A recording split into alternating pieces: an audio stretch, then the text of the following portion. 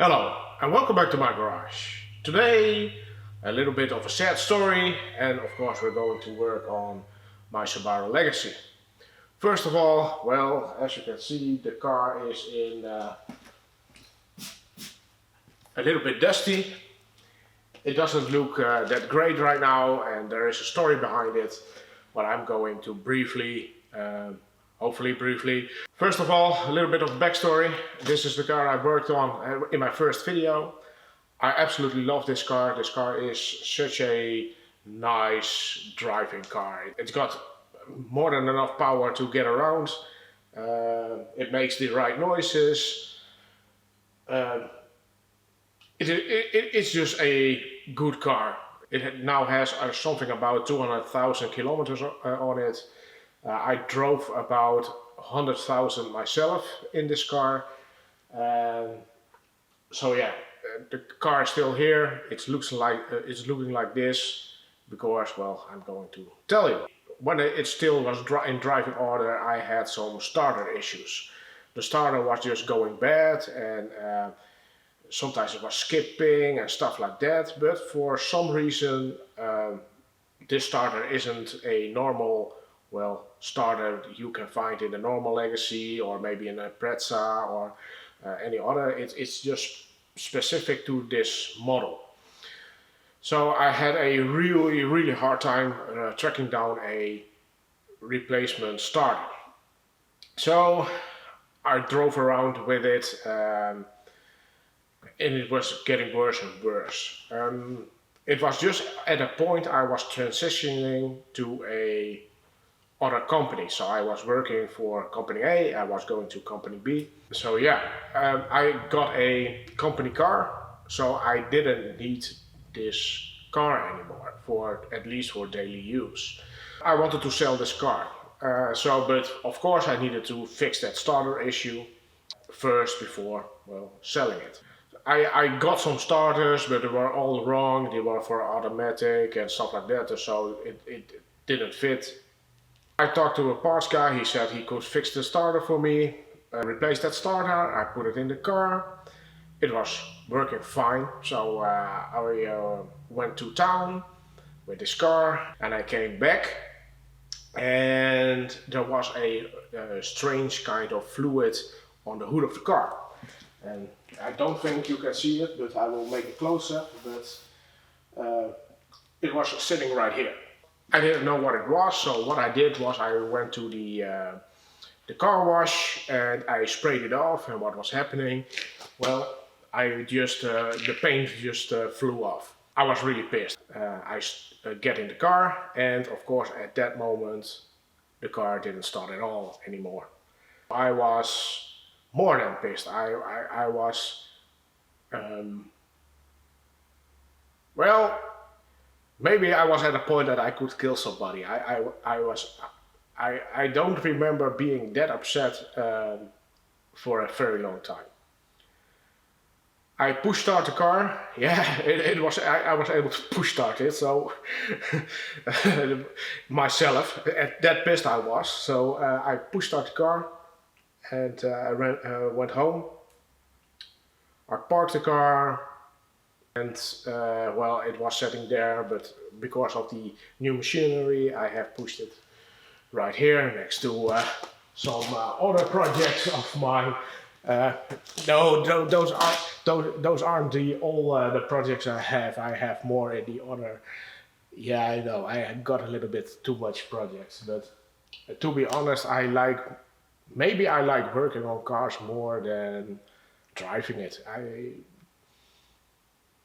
But yeah, projects. Um, oh, and not everyone is mine. That Alpha is of course of Kevin. But if you have watched that video, there is some videos about that. After a while, I found a starter. Great. And I put it aside because, well, I was doing other stuff, and this thing didn't have any priority anymore. So the starter just laying in the shelf. At least that is what I thought. So a couple of years ago, I thought, let's put in the starter so I can at least move the car around and give it a proper wash and stuff like that. I could not find a starter. I could for the life of me don't find a starter. I looked everywhere, at least this is of course what we think. Look everywhere, even my mom helped, my girlfriend helped. We just could not find a starter. So yeah, and I was just cleaning up the shop and of course starter. So that's why we're going to do at least now the starter today. Here we have at least the starter. I don't know anymore where I got it from. I got it somewhere online. I do believe I just ordered it from Japan. Maybe even so. I maybe even ordered it from Japan or maybe Australia, because there are a lot of these greyly imported to there. So that's also a possibility. I don't know anymore. But this is the starter and it's going in that car. So let's get going. Do you see that botched job? Yeah, I did that. It was for testing purposes only, but it was a little bit more permanent than I want to admit. So, but it does do its job. But it's of course something I definitely wanted to fix before selling, or maybe I even put back the original one. But so don't look into that too much. The biggest problem with this job is the hose underneath that thing. Because it's a twin turbo, you have two hoses, and I do know that it is a little bit of a hassle, but most of them there are just 12mm bolts. You have to undo. One is right over here. It would have been sufficient to only undo this one, but I'm also going to undo these.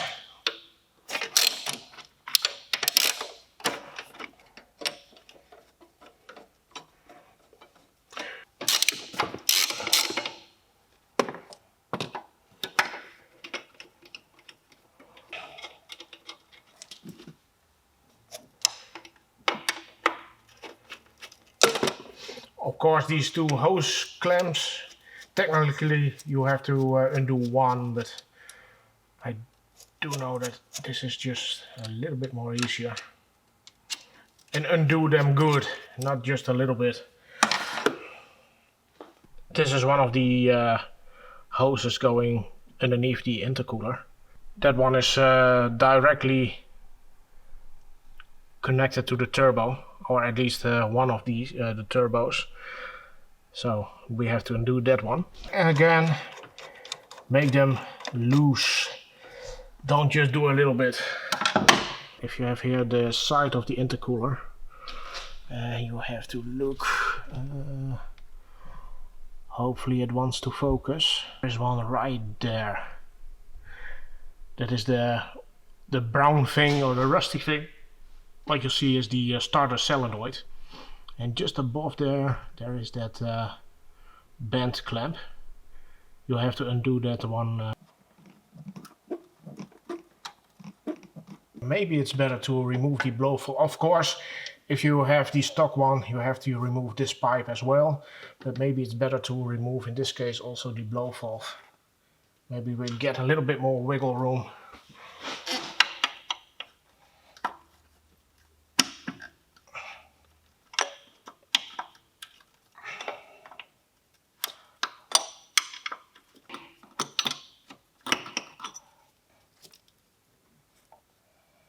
We should be able to wiggle this thing out of there.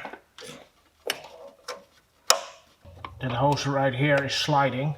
A good thing to do is use or try to get some penetrating oil, or even better, silicone spray underneath it. Don't use penetrating oil on... I have no hand shoes. Where are my hand shoes? How am I able to work without some proper broken in hand shoes?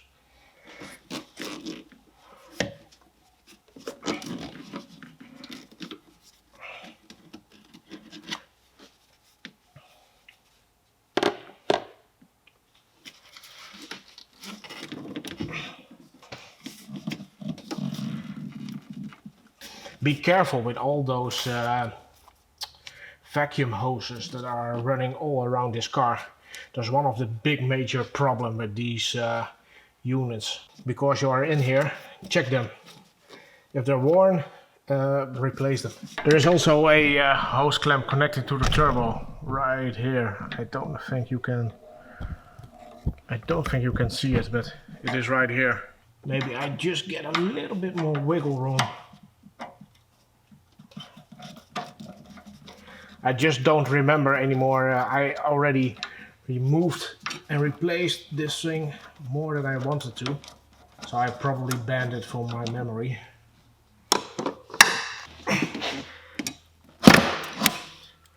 Well, that was one.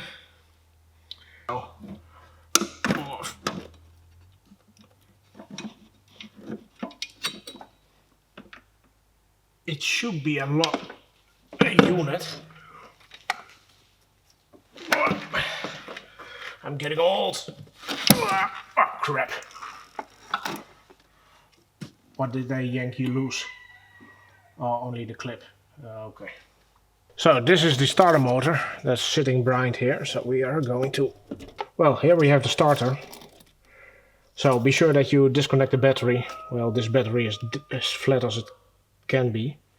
But I'm definitely still going to remove the negative lead. Chickens!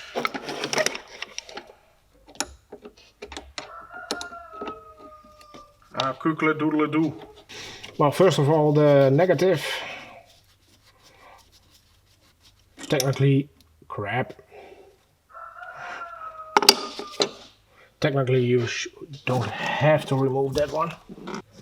Ooh, that was a close one. It almost fell right through here. I don't know if you can see that, but there is that flap for the clutch. So this is an open wound right here. So the bolt was also almost getting into that. And then we would have a bad time. Then I definitely need to get a gearbox out of there. And that's something I don't want to do. It would be a good video, but I rather not do it. We have to remove two bolts. One is right here. That's easy to find. And the other one is just across it. It's just beneath here. These are 14, by the way. Oh, maybe it's a better idea to remove the cables first. And that's also a 14. And it isn't a 14. It's probably then a 13. It should be a 12. Yeah, 13. You don't see a lot of 13 on Japanese cars. That has to do with the JIS standard, Japanese industry standard. They are compatible with each other, thread-wise. The reason why the Japanese had their own standard was because they had to pay for DIN if they want to use that. So the industry made their own. Luckily for us, they made it compatible with the DIN standard. So no special thread pitch and stuff like that. I don't know if this is the original nut or what, but sometimes you find 13 on Japanese car stock if they use parts from, from manufacturers that don't use the JIS standard. So parts from Europe or something. The biggest problem with the JIS standard, I find, is that most of the time people use, if they see a Phillips head screw head, a cross screw head, how you want to call it, it is officially a Phillips. They use a Phillips screwdriver. or even worse, a posse drive screwdriver. But yeah, they just don't fit. They just don't fit too well. And most of the time you just turn those heads into rounds because, well, that is a Philips standard, and the Japanese use the JIS standard, or the Japanese industry standard head. So you do have special screwdrivers for those. I know a Philips head will fit, but most of the time you just strip out your head.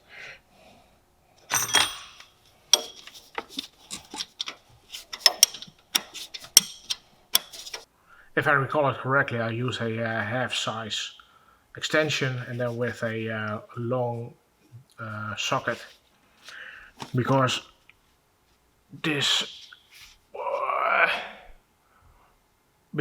was too long. At least that is from what I remember.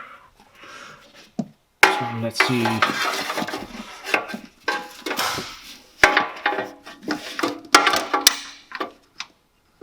Yeah, that's about right. Maybe with a normal socket you can get to it also, but you probably can get to it much easier from below. But I don't have it on the 4-post list right now. The most of us don't have a lift. Only idiots that spend way too much money. Way too much money on this hobby. Luckily for me, it's all my money. I don't have to get in touch with the Society of Housewives to get approval. Yay! Well, this is the bastard. The normal Impreza one, the ears are just clocked a little bit different. The reason why is there is no turbo right here. There's only a turbo on the other side. But because of the turbo that's sitting right here, they had to clock it a little bit upwards. And that is why the Impreza one doesn't fit. Or, sorry, not even the Impreza, but the non-turbo ones doesn't fit. Yeah, I already tested that. Maybe I... Bye. Let's get this thing back in the car. It does help to do the top one in first, at least just a couple of threads, so it wants to stay in place. Maybe a little bit more than a couple of threads. Oh, this one has to go here. What a strange little... Ah, disco. What an odd placement for this thing. Just like so. To be honest, I don't like this. I don't like this at all. What I could do, of course, is just to break this off and push it as it should be. I don't like this. That's a bit of a problem with.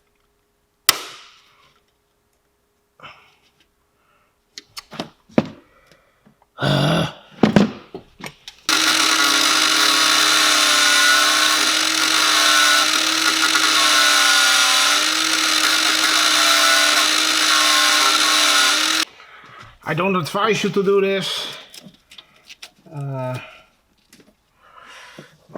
That's a bit of a problem with aftermarket stuff.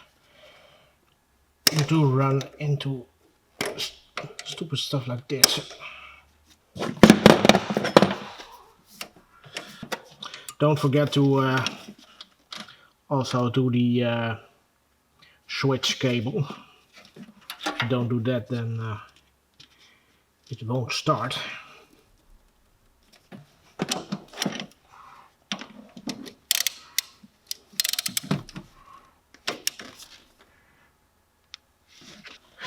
So now the purifier If this is a bit corroded, now is a good time to get it all clean.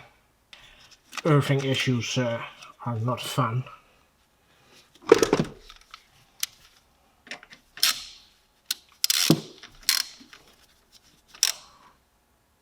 I do believe you have to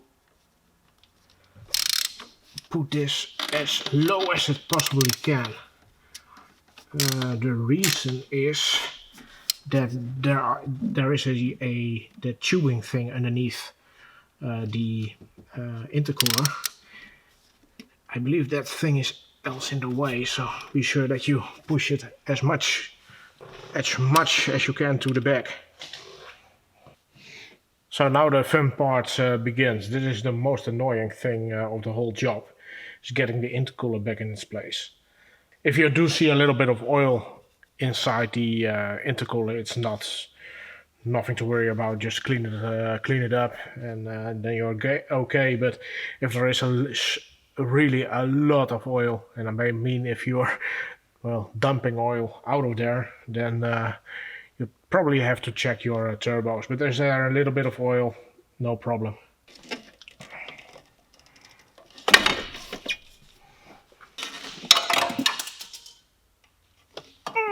Something went on the ground.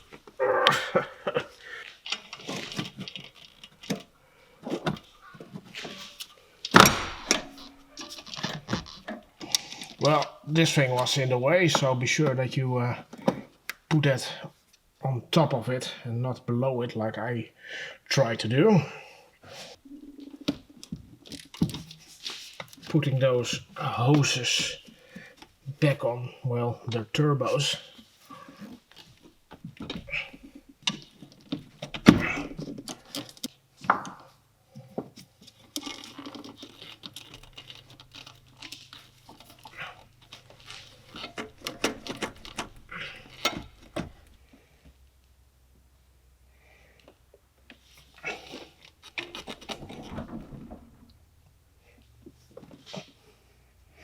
I'm a little bit scared now.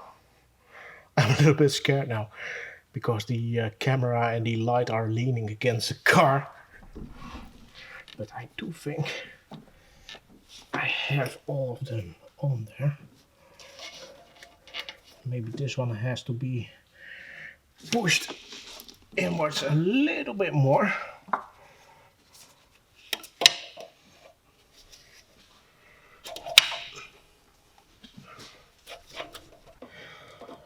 To be honest, this was not too bad, but you can really wrestle with this too. What I did at least was this pipe that's beneath here, beneath. That's, I sound like Porky Pig. And those two hose clamps, or at least loosen it up. That's the hose clamp, because it just wants to go on there easy here.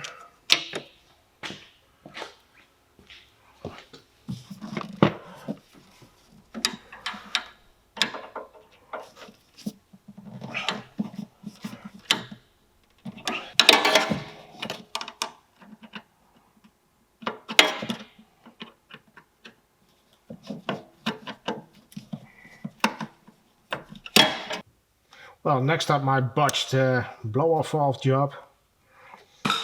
So, to the question that everyone was asking his whole life, do I ever do botched jobs?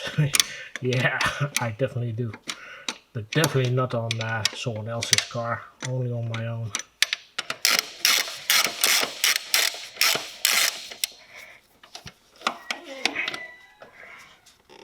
I do think I am forgetting something. There is a... Yeah, there is a ground wire right here that you definitely don't want to miss.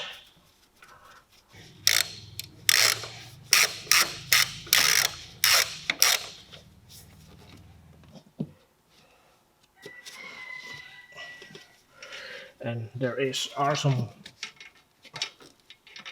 cables right here. You have to put back in the clamp, but I see that this one is broken.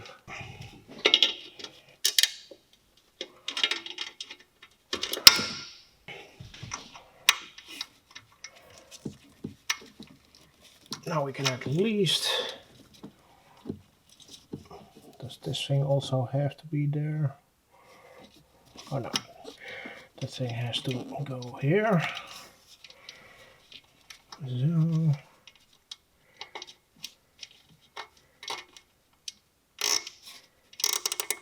So, that's much better.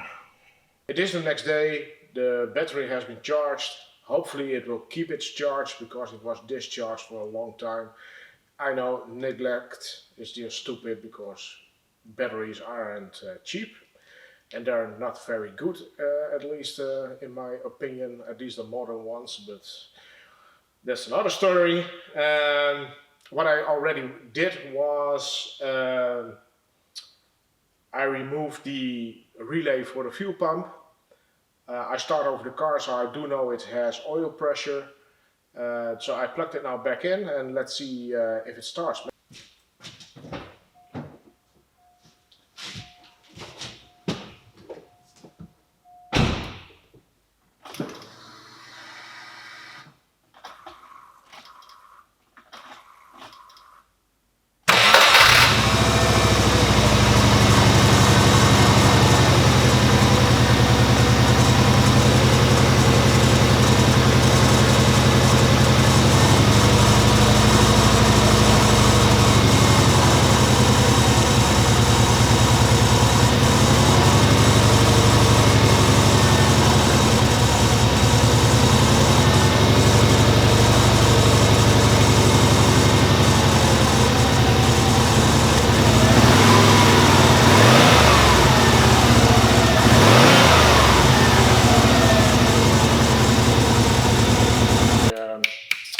AC compressor pulley is making some noise, that is what you are hearing.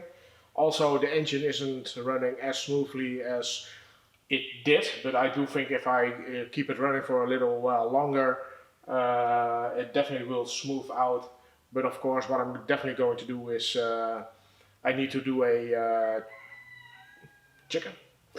a timing belt change, so I have to source a timing belt. I do think I can get these in the UK because these are also imported into the UK aftermarket, not by the dealer but aftermarket. So I do think in the UK I can get complete belts. The only thing is I have to check which tensioner is on there, because if I remember correctly these came with 2 different kinds of tensioners, so that's something I definitely have to look into.